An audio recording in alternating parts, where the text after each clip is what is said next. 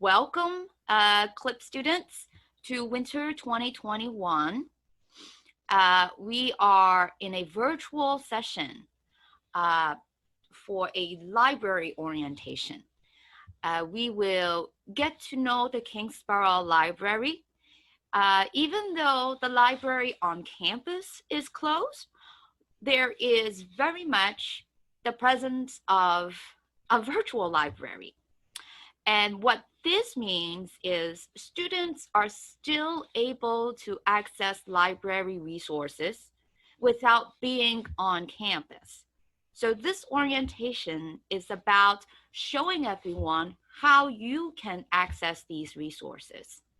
Now, everyone should know that the website that I'm looking at right now on my screen, which I am sharing with everyone, is the online library guide. Okay, the address for this LibGuide, and I'm going to provide that to Professor Kugler, but the address is, and it seems everything is a little slower. I'm trying to get to the address bar. If you go to the address bar, right, on a browser, and you type in is.gd/,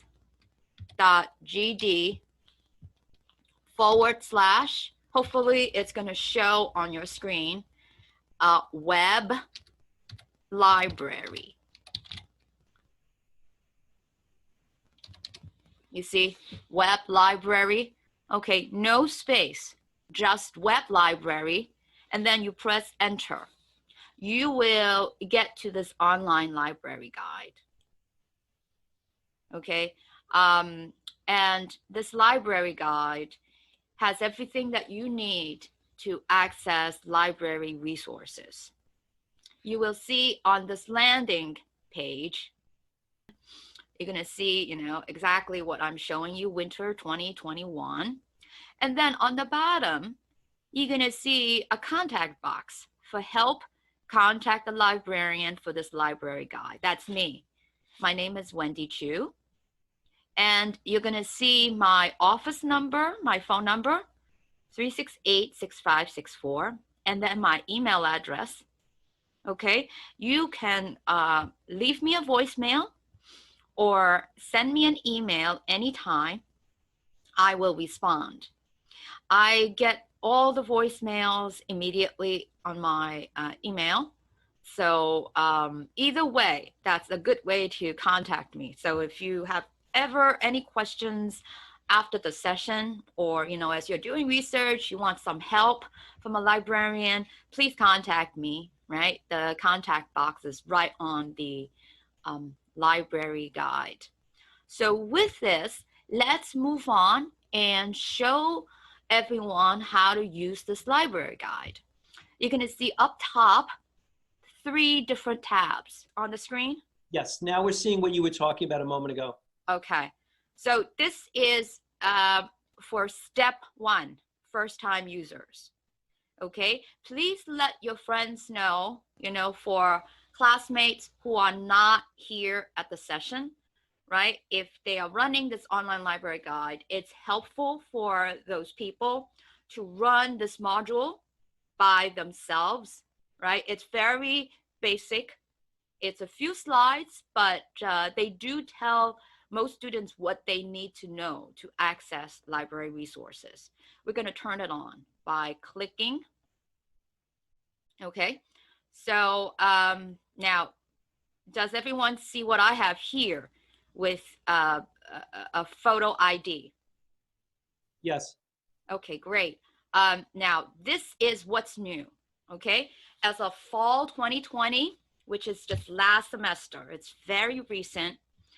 Now, most of you don't have, I don't think, you actually got issued a library or an ID card on campus. At this point, you came in through enrolling using the CUNY First system.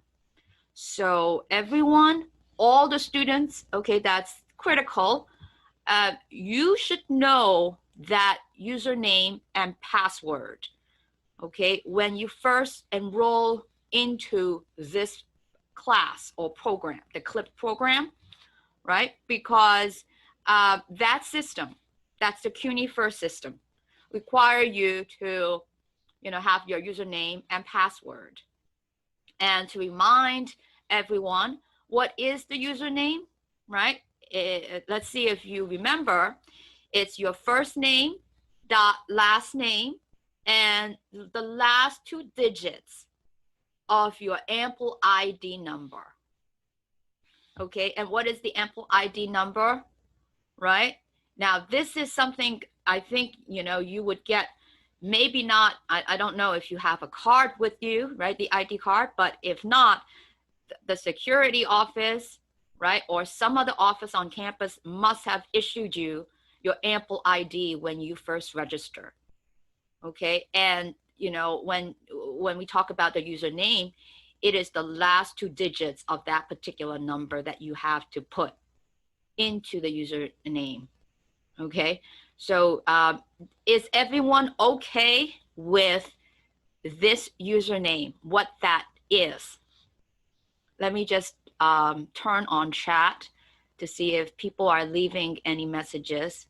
It's about Yeah. username is my first name and last name, yeah? Yes. You see on the slide, it says first name dot last name, and then the last 2 digits, of your Ample ID number. Okay. Ample. Ample. Yes. What Ample about ID. Ample? I think it's Apple ID. Well, it's easily confused. As long as you look at the slide, it tells you, very clearly. Apple ID is CLIP ID, the first registration times within CLIP program. We have ID, student ID, yes? This Yes. is okay. Uh-huh. Yes. So be sure that you know what the username is. The reason I keep emphasizing that is when you have to get into a library database, it's going to ask you for that username. And a lot of people, when they see the username, they wonder, what system is it? It is the same system that you use to register for CLIP. Okay? There is a button on the slide. It says, still not sure? Click here for more info. You see this button? So if you are at home and you come to this online library guide and you run this module, you can click on this button right here and it will explain more about the login, this username. Okay, I have not talked about the password only because the password is whatever you have set for yourself, and it can always be reset. Okay, it's something that I would write down because I cannot remember all the usernames and passwords for all the systems. I tend to write it down in my own, password notebook so that I don't have a trouble anytime that I'm, getting into one of these systems. But this slide explains exactly what username we're talking about. Okay, people who are not familiar, please be sure to click on the button. So let's move on to the next slide. Okay, now here it is. On the left is a laptop. Okay, so if you are running this online library guide and you click on a database or you click on a book that's featured on the library guide, you will see this screen, this window on your computer. And what is this screen? It's asking, it says Web Applications Login. And then it has the username and password field. Okay, you have to input exactly what I just said, that CUNY login username, the first name dot last name with the 2 digits, and then the password. Okay, you will see under the login button, you see forgot password, forgot username. new user, manage your account. So if you have trouble remembering what that password was, or at this point you want to reset it because you could not get it back, the links are available right on the bottom, right, for you to retrieve that information from your account. This account, okay, the system is run by our IT department, not the library, but IT. So if you still have login issues, like, okay, I don't know what the last 2 digits of my Ample ID is. I don't know what Ample ID is. All kinds of questions about this account. You see my email address here. This is the email address, right? And this is the phone number. And there is even a button right here. Click for IT help desk here. And what this does is it allows you to contact the IT department, and the technician will look into your account. You give them your name, and they'll look into your account to find out, oh, you have not used that account for a while.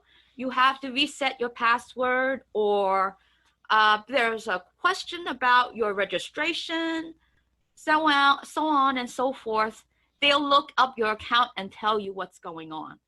So the most direct way to find out why you're not able to access, let's say, a database, right, because of this account, is either to call them up, right, to email them, right? You can also let me know.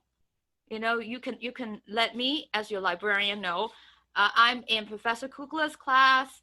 My name is, Joe Smith. I'm not able to get in. This is what I'm putting into my username and password fields. And I'll simply forward this information to the IT department and have them figure out what's going on. Okay, so that's another way for students running into login issues to get the help that they need. Okay, so I want to again make sure everyone understands this part, because essentially with remote access of library resources, it's all about this account, the CUNY login account. Okay, and I will again turn on chat to see if anyone has a comment or question. The next slide, you will see our library homepage. Okay, this is what it looks like right now. Thank you. It's good. Yes, it's slow. Yep, that's fine. Okay, so here is the library homepage.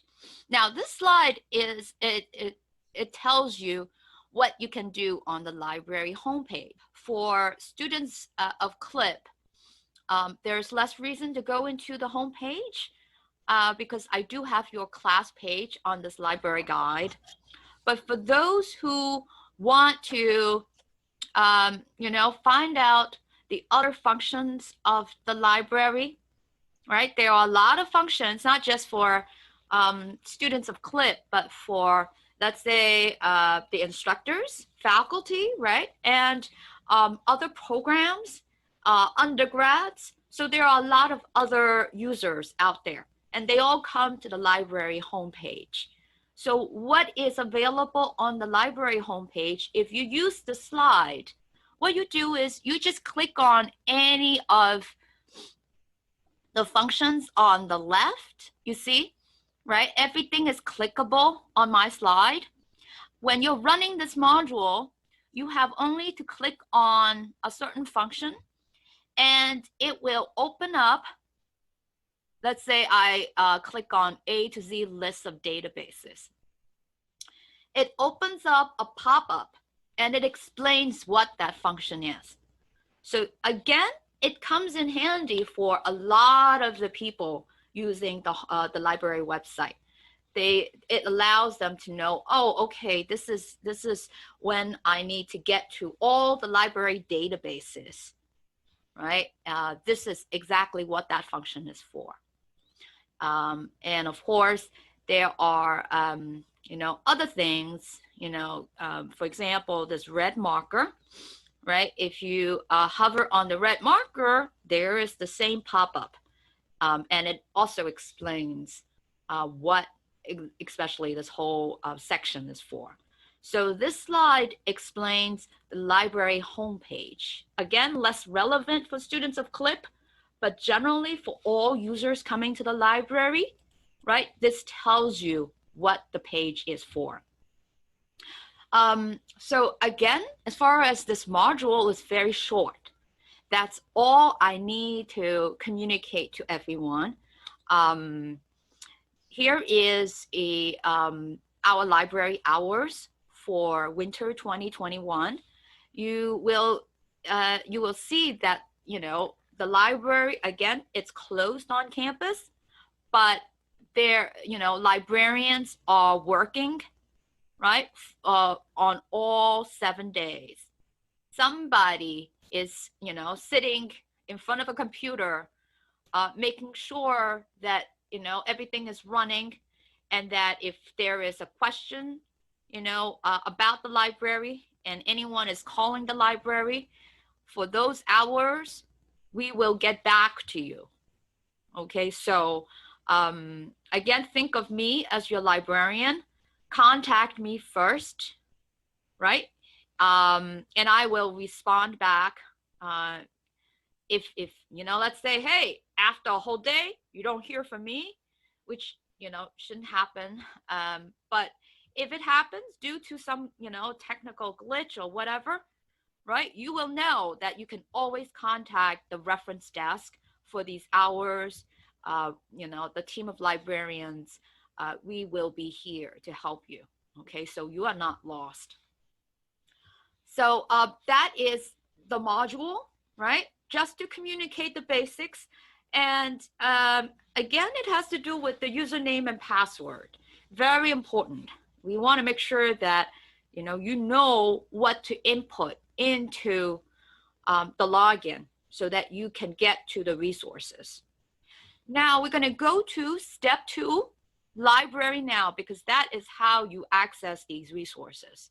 So as I said, there is the go to library website, right, to go to the main page. But you should see right under go to library website, there is a CLIP Kugler social justice page. Here you should see online CLIP library research guides, winter 2021, Professor Kugler, Martin Luther King and Civil Rights, Introduction to Library Resources. Okay, that's your class page. And right under this heading, you will see, once again, me as your librarian with my contact information, right? You can email me, you can call me, and you can also call the reference desk, right? That's the reference desk phone number. Again, for those hours, from the other slide, right? If you call the reference desk for those hours, somebody will answer you, okay? So you are not lost over anything having to do with the library. So as I scroll down the page, you're gonna see more of the resources. Right under my contact information is a red box that says virtual library session, right? And that is, what we are in right now. And this red box, later after the session, I am going to put up my video recording of the session right here in this red box.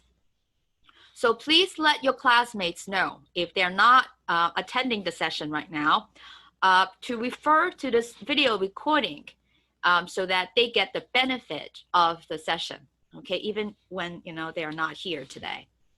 As I scroll down, the first section you'll see is the recommended books and ebooks. You see, I'm recommending, as I'm scrolling down, you should see 5 different books, okay? 5 books, and as I am moving my mouse onto these books, you'll see that they are all clickable. These are all ebooks, electronic books, okay? And if I just click on this green button, click for video tutorial, right under the section heading, what this class page does is it opens up a very short video. It's about 2 to 3 minutes, right?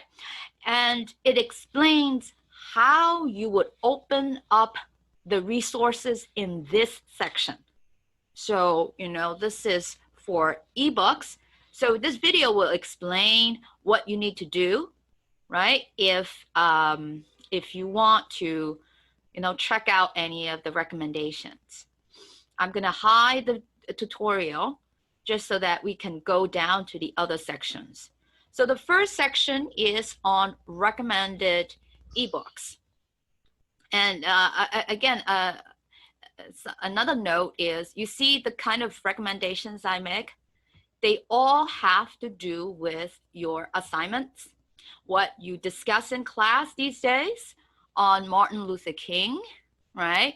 Civil rights and protesting around the world as well as in American history. So they are useful for questions that you may have, okay, discussion points for your class anytime. So you can make use of these recommendations for assignments with anything that you need to answer for your assignments. As we scroll down, here is a second section. This is recommended databases. And just the same as the above, there's also a green button. Click the video tutorial. It opens up, again, a very short video that explains how you would get into these databases. Okay, and what are the databases that I'm recommending? You will see right under it, different tabs. All right, this first one is on Biography Reference Center. And if you look under it, here is the link to the database. This is a library database. And here's a description of this database, what this database is used for. And as you can read from the title, this is for getting the information about any famous person, right? A category of people, right? For your assignments. Let's say I want to study Martin Luther King Jr., right? This is what I would get into to get information about his life. And you'll see that there is also a tip screen right under the database on what to do. So if you want to, let's say, look for activists, protesters, famous ones, right? You can make use of this tip for finding that category of people. So there is one for, there is not a tip for like every database here. The second database, Black Thought and Culture, if I click on it, notice, right? Now here's the link to the database. And I have here a similar tip. Once in the database, I recommend that you look for the following. Okay, these are tips for how to make use of this particular database. This is very good for getting primary sources, especially of important individuals during the civil rights movement. You're getting it straight from those who were experiencing, the 60s. This is a very good database. This other database, World History and Context, right? This allows you to see more than just what's happened in the United States. This is for the entire world. So maybe there are other regions, right? For example, India, right? If you want to study Gandhi, right? And the impact of what he's done to India, you may want to get into this database, right? And then, get, as you see from the description, a lot of articles, newspaper articles, biographies, multimedia, primary sources, a lot is covered in this one database. You may find American history in this database too. So you could, get involved with the civil rights movement in world history. But, we know that this includes a lot more than just American history. And finally, this one, Mass Ultra School Edition, I always include for students. This one is especially for CLIP students, right? If you want to get, basic newspaper articles or magazine articles, but these are more for high school students, right? So they're easier to read. You want to kind of glimpse, at some of the information that's more digestible for you first, right? You want to get to know Gandhi or Martin Luther King using some of the sources here. And once you have the more basic information covered, you want to go into the more developed databases, the more upper level databases like world history. So now, it makes your understanding of a certain person or event easier if you have some of the background covered when you first, use the Mass Ultra School Edition. Okay, so 4 different databases that I'm recommending. Finally, the last part of the class page is there's also a green button that explains, but you'll see here's a search box, right? What is this search box? Well, this search box goes into our library catalog.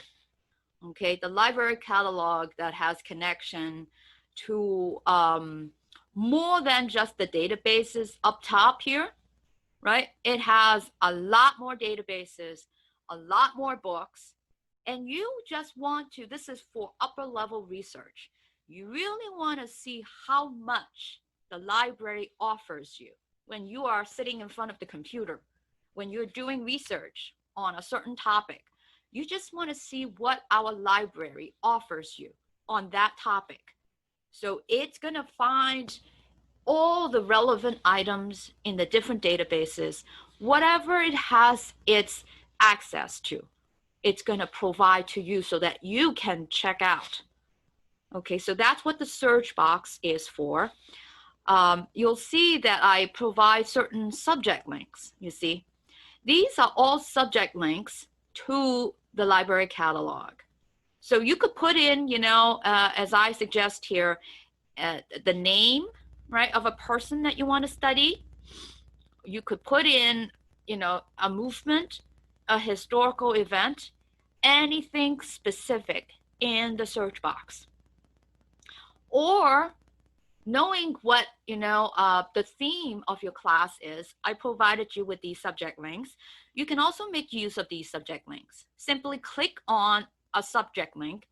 It's going to grab exactly what I said before about the library catalog, all those relevant items from the different databases having to do with this subject. Okay, Martin Luther King, or African Americans, civil rights, or political activists, okay, whichever you want to get sources for. You can try these subject links or the search box. So you see how much is offered on just this class page. That's a lot of sections, 3 different sections, all with some type of resources for students to access from home. I'm going to look at the chat just to make sure that everyone is okay. If you have a question, please speak up too. I think that there is somebody who wants to speak up. Yes? I have questions. Okay.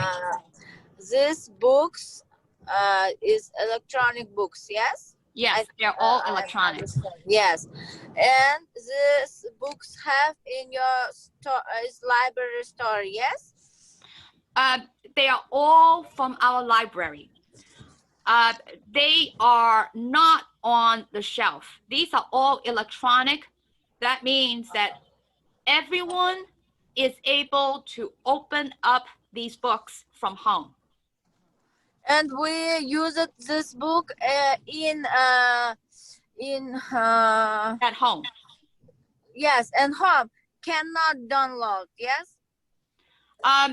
Now, I don't recommend that you download because downloading is different from reading the book at home. Okay, you can download once you get into the book, but there are a few more steps that users need to do if they want to download the book.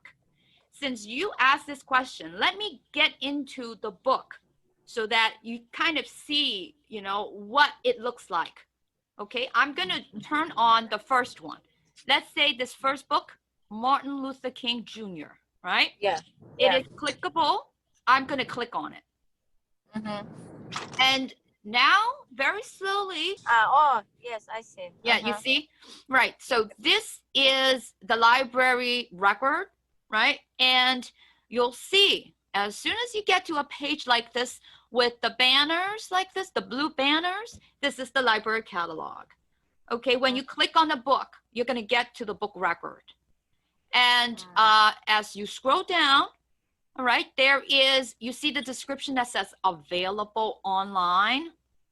This link is what you need to click, all right, to open up the book. If you click on it, let's see what happens. It says, it brings you to the book record that says view online. Try a link below. And what this is the book is in this book collection, the Ebook Central Academic Complete Collection.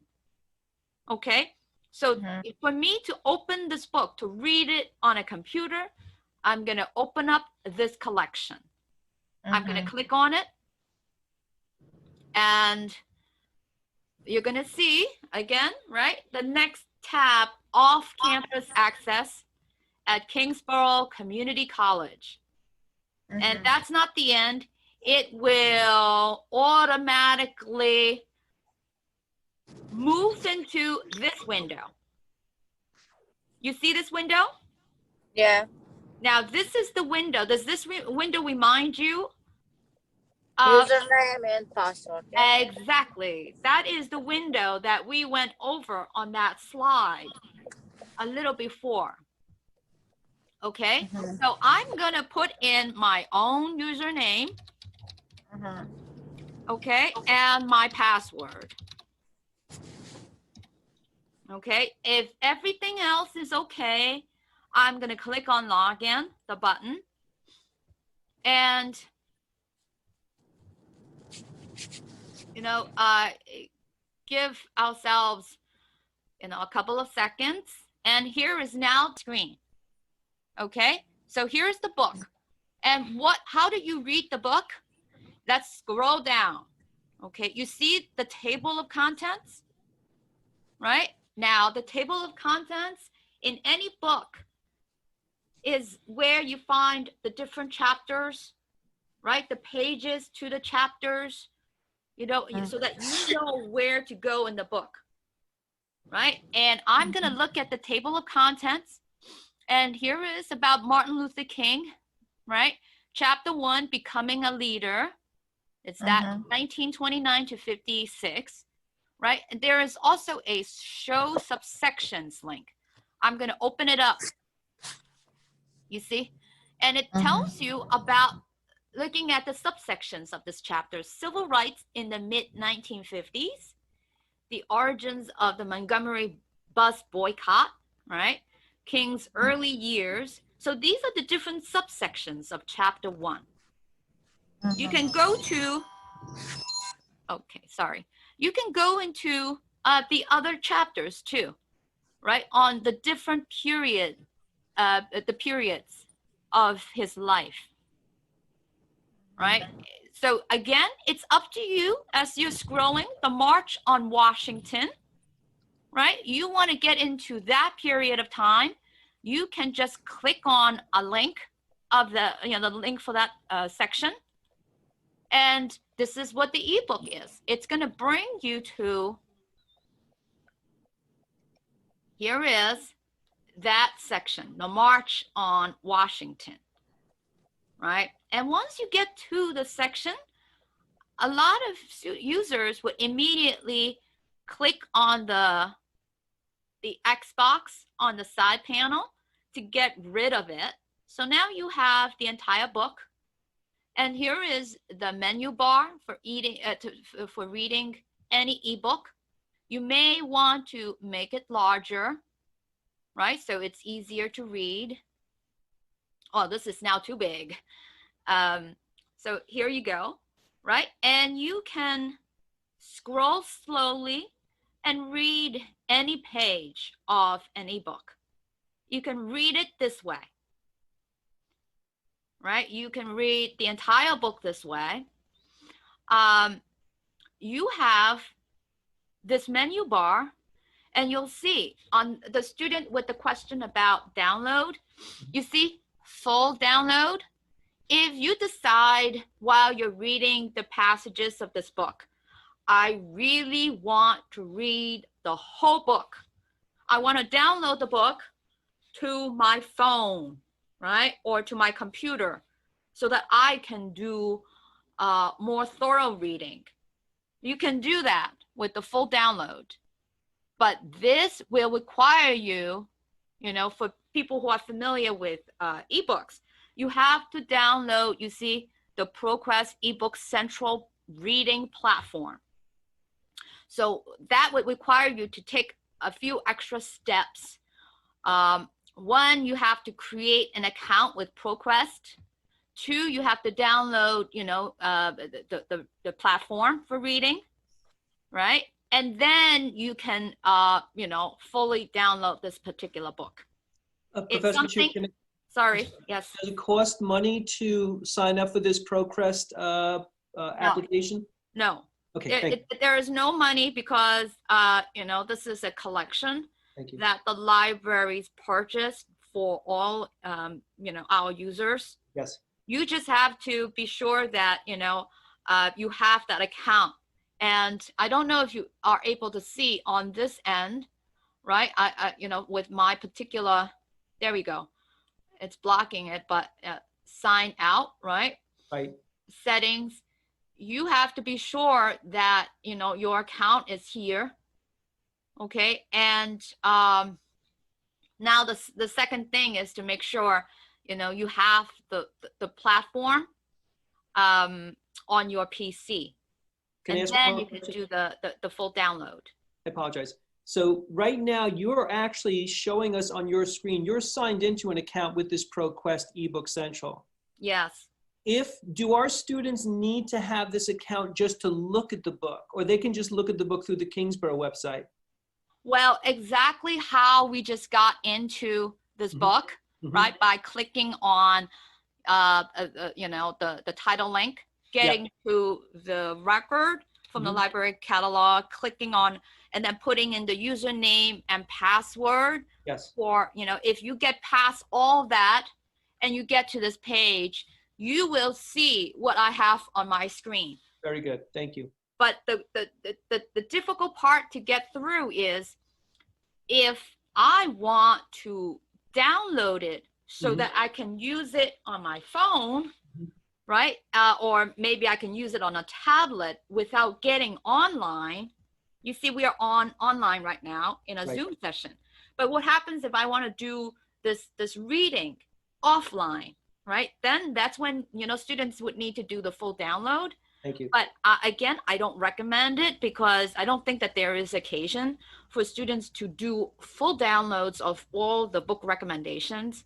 What is useful is the second icon, the chapter download on the menu bar. If you click on it, right, it will say, do you want to download this current chapter? Yes, right? I'm going to go continue that. And you see what happens? Open PDF. So it converts this particular chapter that we've selected into a PDF. And then once, you click on open PDF, it's gonna, you're gonna see it right on my screen. And then as any PDF file, that you could download the whole PDF, right? Again, So this is for offline reading, right, of the chapters of the book instead of the full book.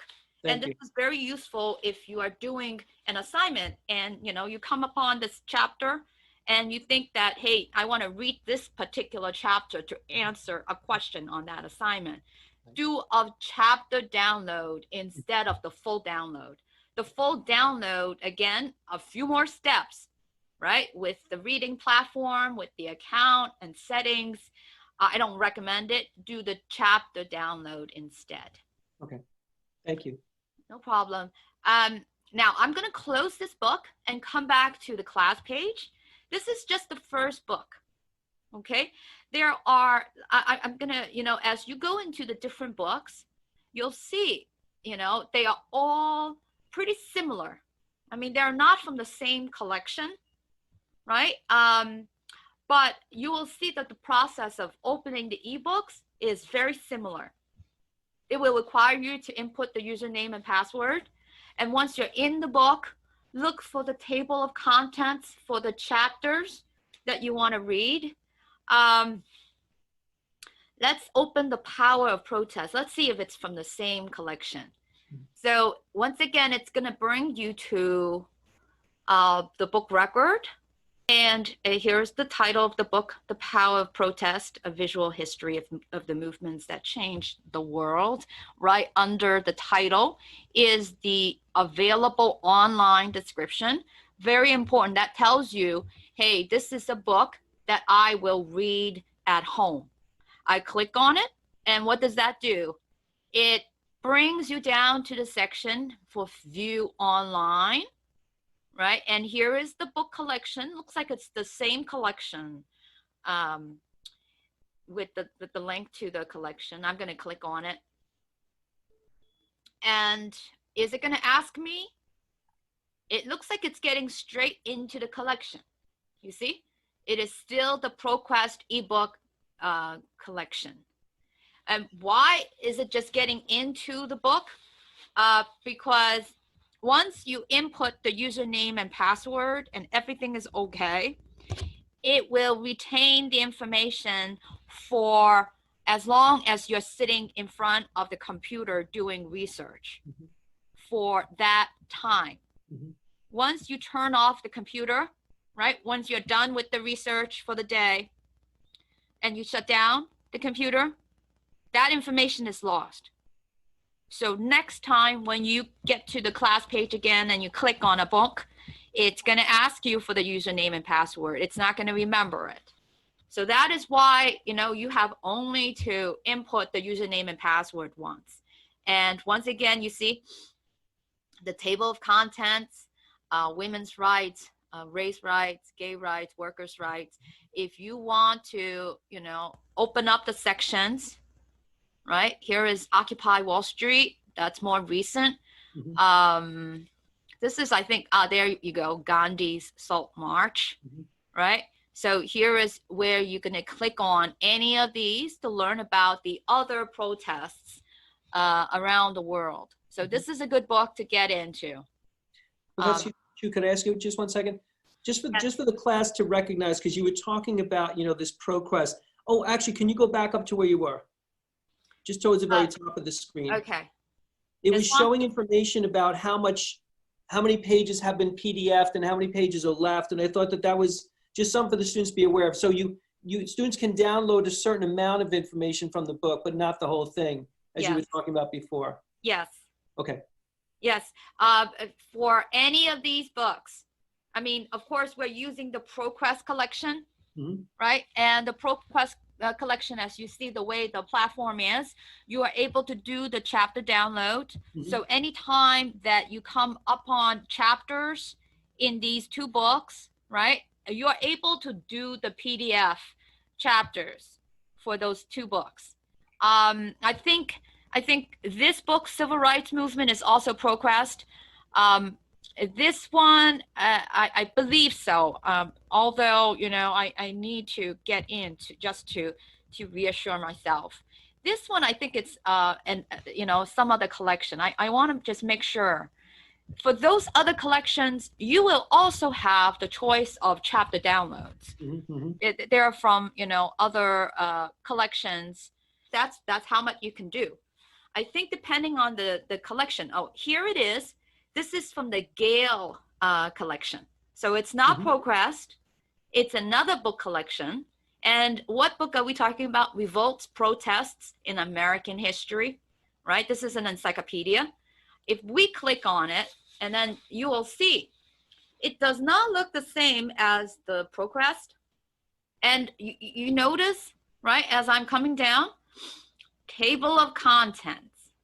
This one is multi-volume. If I click on choose a volume, right, let's see, volume 3, and that's going to get us to the 20th century.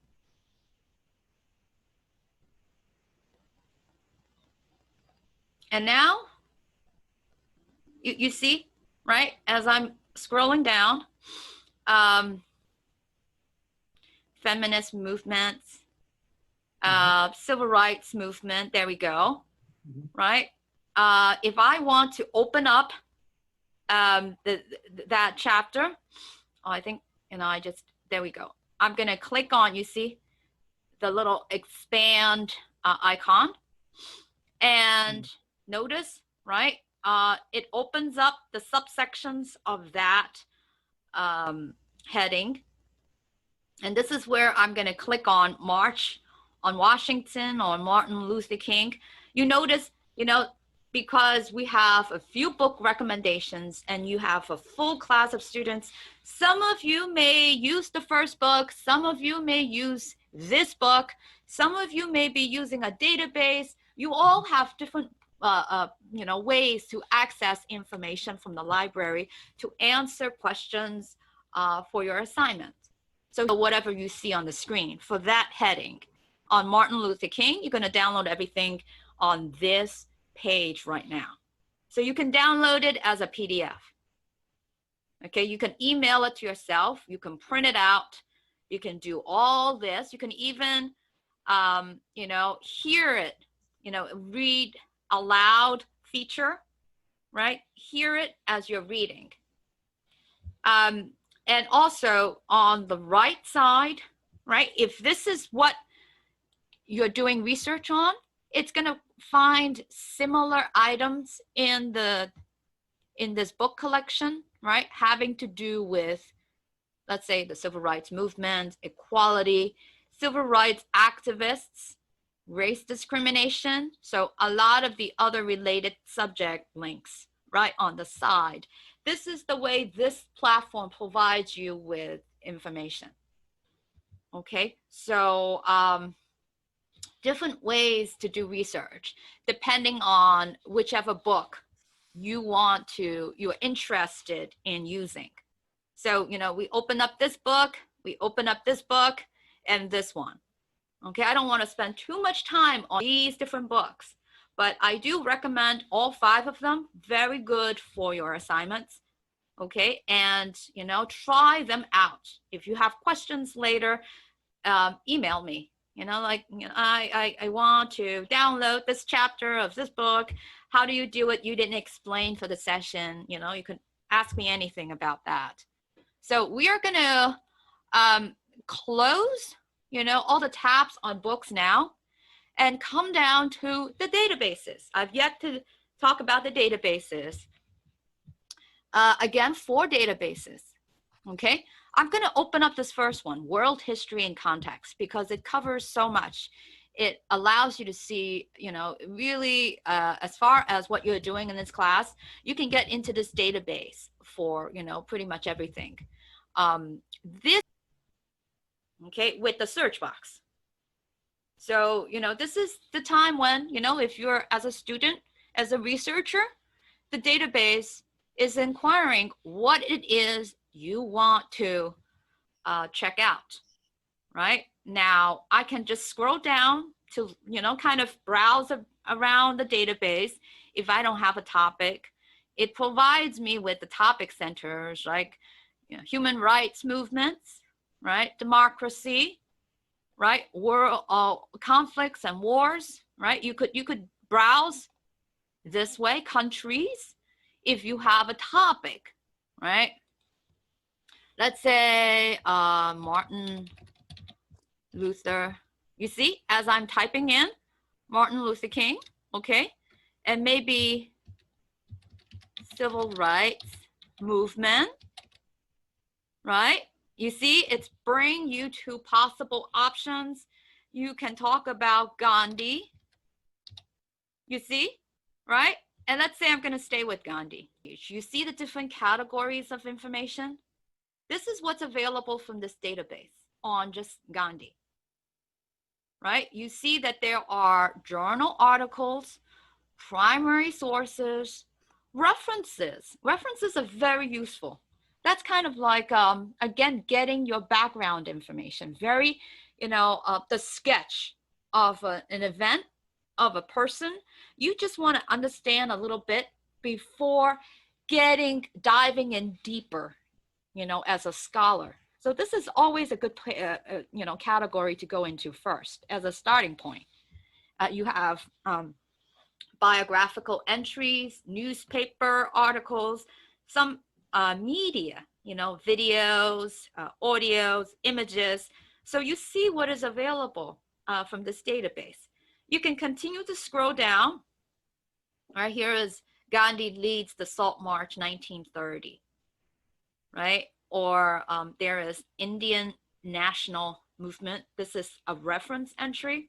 Let's click on it. Let's say I want to read this one. And there's one on civil disobedience too. That looks to be interesting. So anything that you click on, on the page now, it gets you to, right, the Indian National Movement.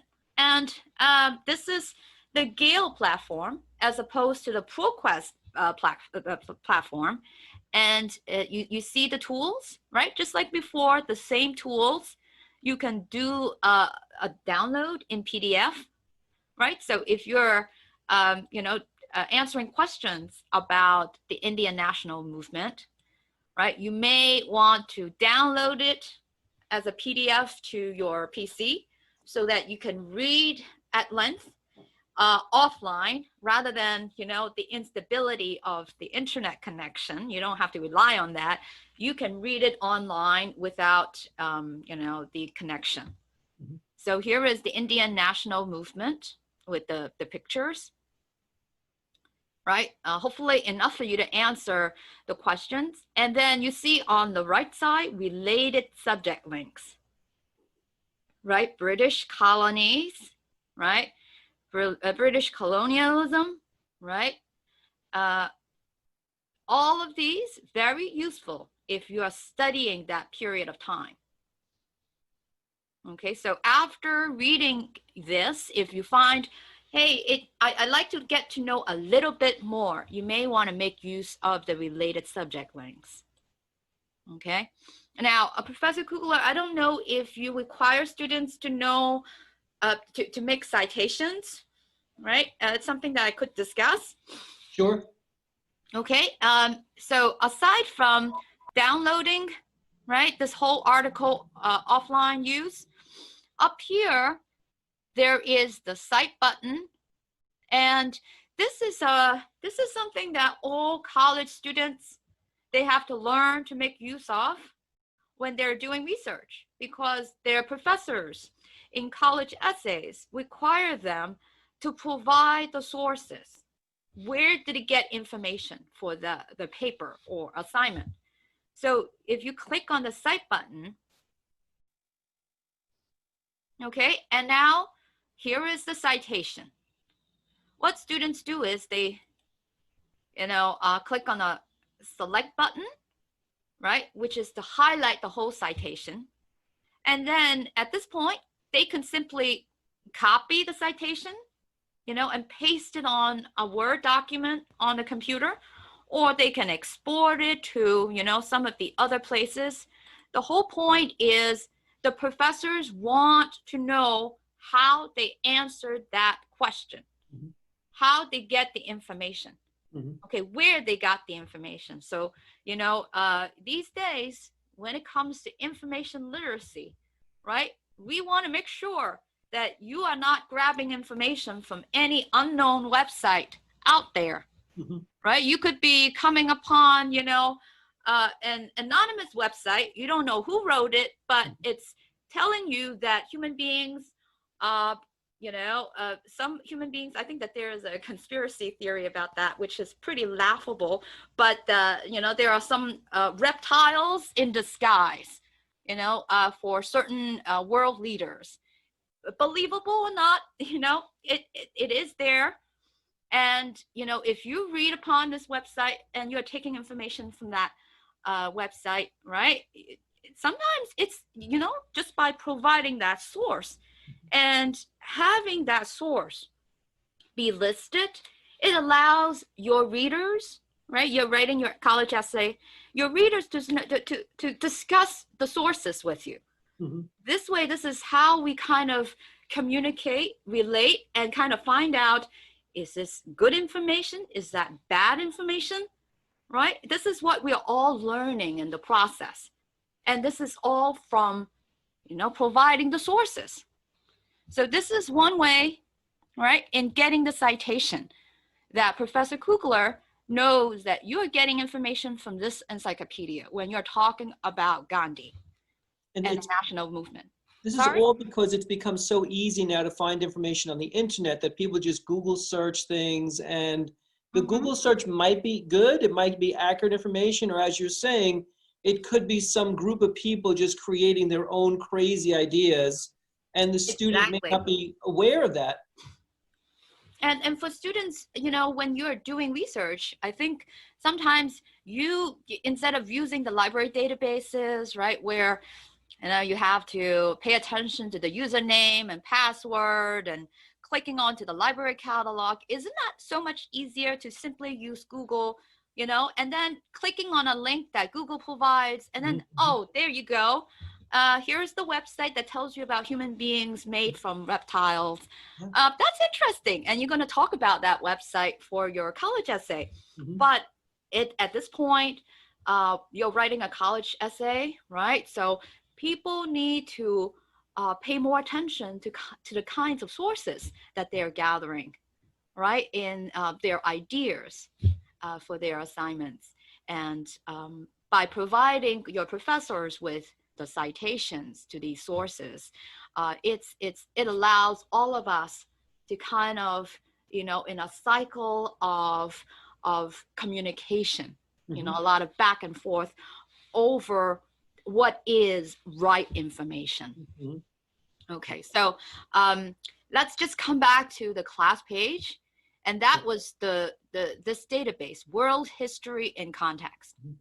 Okay, now again, you know, you could get into Biography Reference Center, click on the link, and then you're going to see a search box, just like, you know, the screenshot here, where what do? You input Gandhi or Martin Luther King or any other person, right? And it will get you to, again, a biographical sketch of that person, you know, what he's done in his life, the different periods of time. You can do your research this way, right? So it's up to you to decide which one to get into. Okay, and if you have questions about which one to use, you can always contact me, email me, right? And say, here's my question from Professor Kugler. Which database do you recommend? I actually, you know, I want people to try different databases on your own, right? If you have some time, this is what learning about college is, right? There is just so much that the library offers. It doesn't hurt to kind of take the time to go to the class page and explore some of the recommendations on your own and see, hey, this is a good one. I want to, you know, set it as a favorite. So I'm going to continue to read this book later. Or I like this database. I'm going to use this database definitely for my research, right? So, you know, explore on your own what's right here on the class page. The last part, and I don't think we have too much time at this point, is the library catalog. This one, I at this point, maybe for students of CLIP, you have less reason to get into, only because, you know, a lot of the recommendations that I make, for example, the database, that has enough for you to, you know, do your assignments.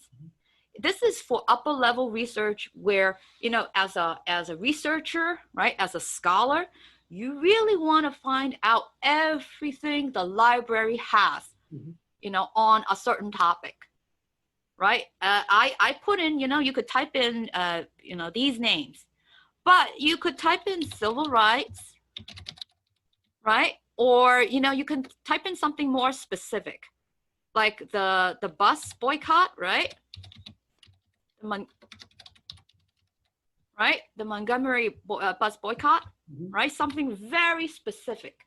Rosa Parks, right? You could do that. I didn't include the subject links, but when you do it, bus boycott. Let's see.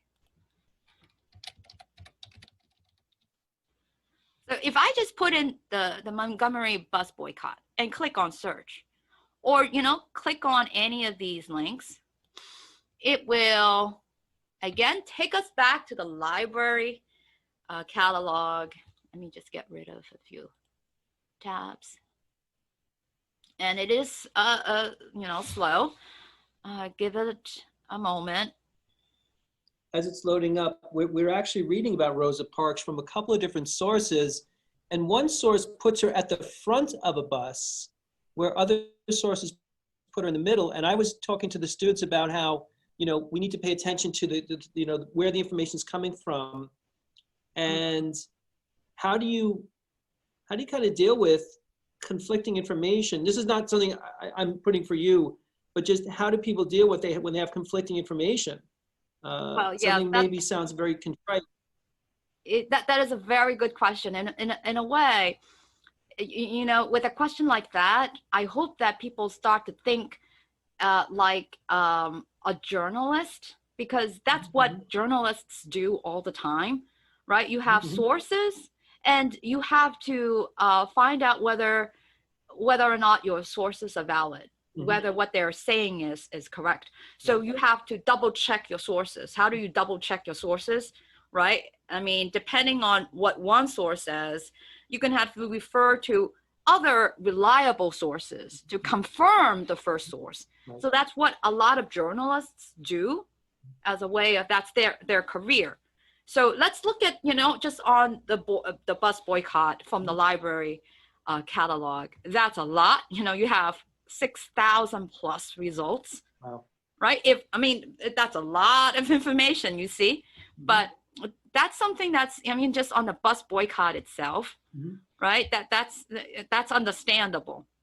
Now, I don't recommend students, or at this point, you know, any researcher, to dive into the very first item as they do when they're doing a Google search, because as a library user, right, what you need to decide is, what do you need, right? I am right now at home.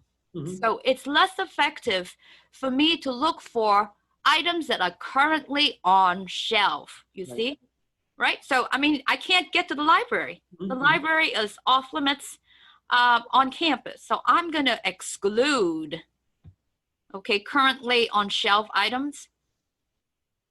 I want only online, okay, full text available items. And full text available would mean, hey, you know, I can open up anything that has the available online link, right? So I still have a lot.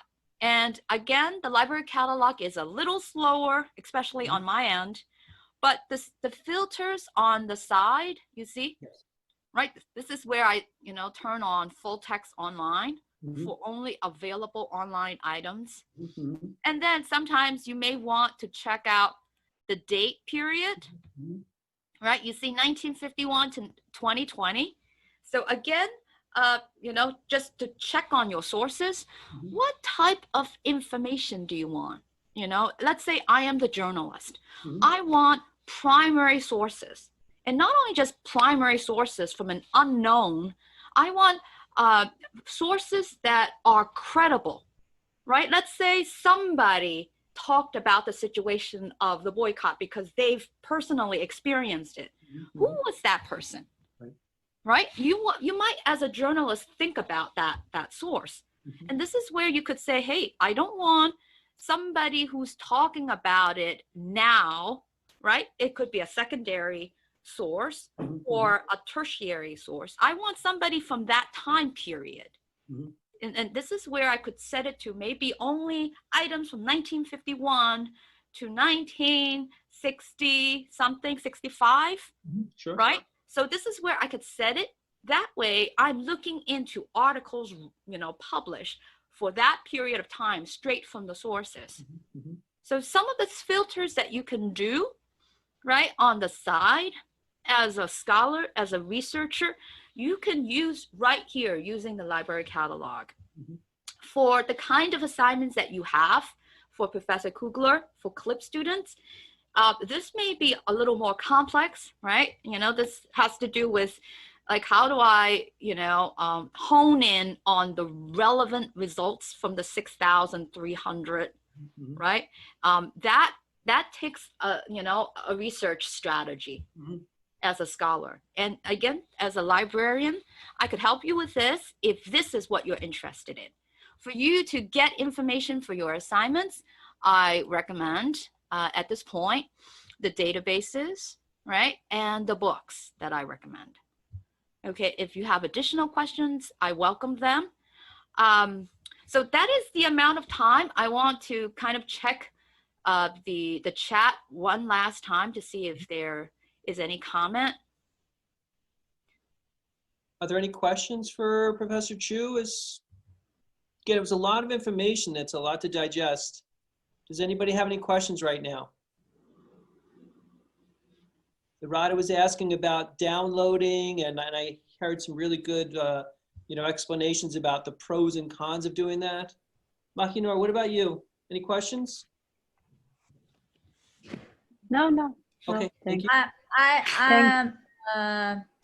want to give questions about Google search because maybe I can use Google, but I think it's in Google search don't have these books. That's right. All the recommendations that I have on this page, right? The books, the databases. If you use Google, you are not going to get to these sources because the library paid for these collections, right? And the way you would get to these collections is with your login. So as a Google searcher, let's say I'm on Google and I click, let's say I type in the title of this book. Where do we go from here, chaos or community, right? You are not going to get to that book in our collection. You are not going to be able to read it as a user on Google. You may get to websites that talk about the book, right? Who knows? Google has a lot, but it doesn't mean that you're reading this book. So these are all off limits to everyone who does not have a Kingsborough or CUNY username and login. If I could just say, and Professor Chu, please correct me if I'm wrong. Irada, what's happened is it's so easy to Google search things that most people go to Google or Yahoo to do their searches, but there are questions about the validity of the information. In Google, is Yahoo, and Yandex. Information is sometimes is not true. Sometimes only websites typings only. That's it. There's no book. It's book. We have author. We have when time this book made. Yeah. So you may do a research project in college and give the professor the paper. But when the professor looks at your sites and it looks like it's all Google related, the professor might say this is not acceptable. You need to use the college information.